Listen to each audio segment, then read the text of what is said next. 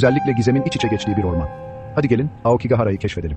Japonya'daki Fuji Dağı'nın eteklerinde yer alan Aokigahara, 35 kilometre karelik büyüleyici bir orman.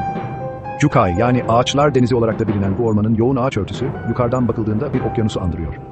Fuji Dağı'nın 1200 yıl önceki patlamasından akan lavlar üzerinde oluşan bu eşsiz doğa harikası, pusulaları bile şaşırtıyor. Ama burada büyüleyici olan tek şey doğa değil.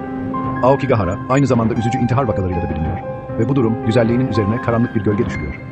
Yetkililer, ziyaretçileri hayata değer vermeleri ve yardım istemeleri konusunda uyaran tabelalar yerleştirmişler. Tüm bu ürkütücü hikayelere rağmen, Aokigahara eşsiz bir doğal güzelliğe sahip bir yer olmaya devam ediyor. Anlatılmayı bekleyen hikayelerle dolu bir orman.